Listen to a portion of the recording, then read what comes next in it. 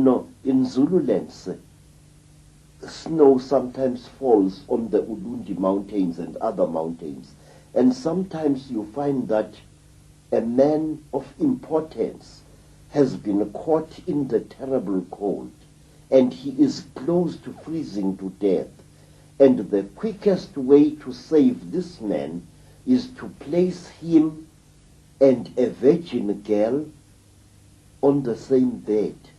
The heat of the girl and the life force of the girl will actually bring this man back to life. Now, in human sacrifice, all over Africa and all over Europe, I know the life force of the victim-to-be is first absorbed in various ways. And one way, of absorbing the life force of a human, a girl, is to frighten her very much, and then to take her intimate garment, such as her loincloth or painting, and to smell it. Through that, you absorb some of the life force of the girl.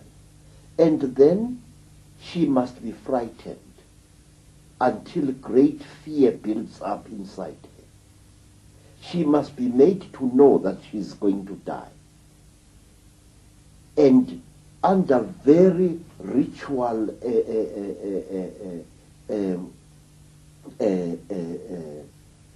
conditions,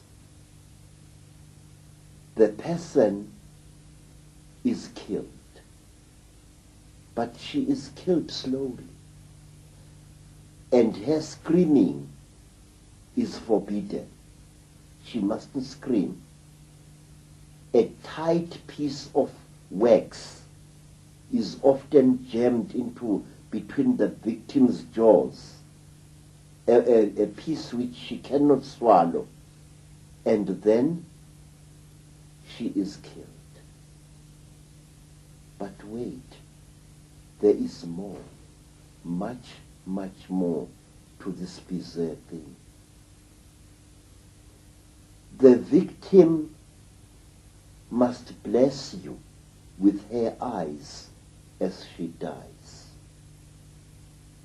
Sometimes the victim must be made to talk before she dies, which is why I was so horrified when I learned from various newspapers that after her terrible accident, Princess Diana had talked. That is how a human sacrifice victim is expected to do. She must talk. There is some kind of power that she releases by talking, which again benefits those whose victim she is. I'm convinced that she was ritually sacrificed. Yes, sir. And here is another thing, sir. When the victim, the more beautiful a victim is, the more you are supposed to stare at her, all of you. And when the victim dies, when she struggles in her last pain, all of you involved there, no matter how old you may be, ejaculate. Males or females, ejaculate. You must. Otherwise the magic will not work. So this is why you get, one of the reasons you get sexual activity so much involved in some of these rituals. Aha, yes. It is because as the victim dies, you feel such a great pity for her, such a love. She's a beautiful vessel being broken. And you feel the forces of rejuvenation coursing through your veins. You know, sir, this could be the reason why people who indulge in this form of ritual actually live for so long. But what is horrible is that the victim does not have to die in order to help her captor to extend his earthly life.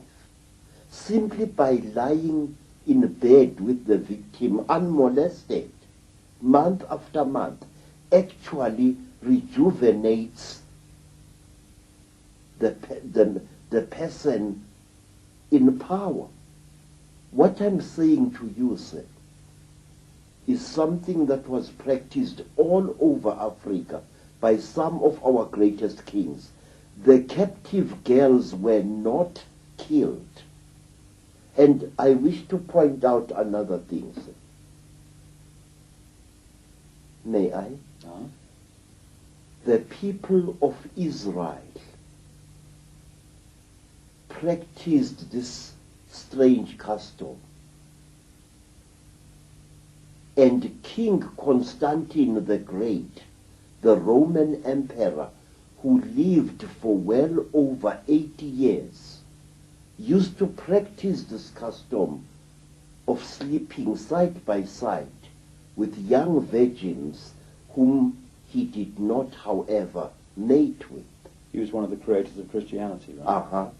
Now, let me tell you, sir, there is a name for this thing.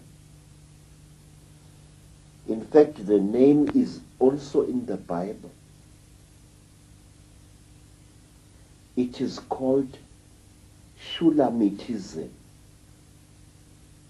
In the Song of Songs of Solomon, the male singer repeatedly refers to the woman as his Shulamit.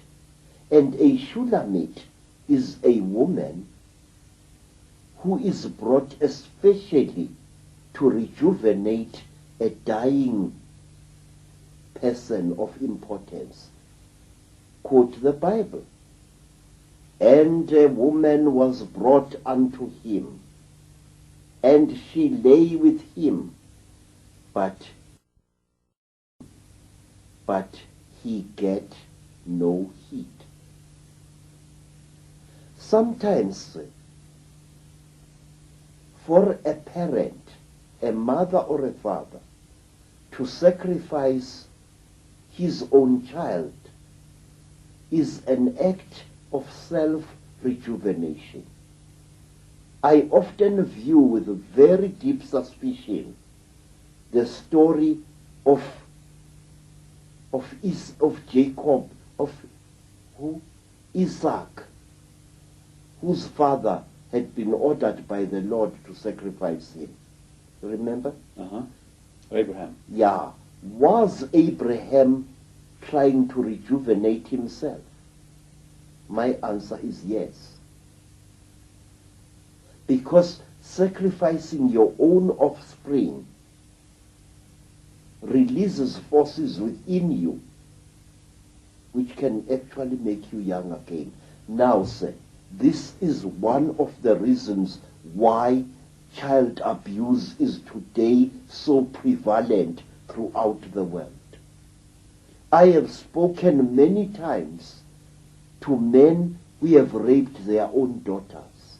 I have spoken many times to women who have abused their own sons.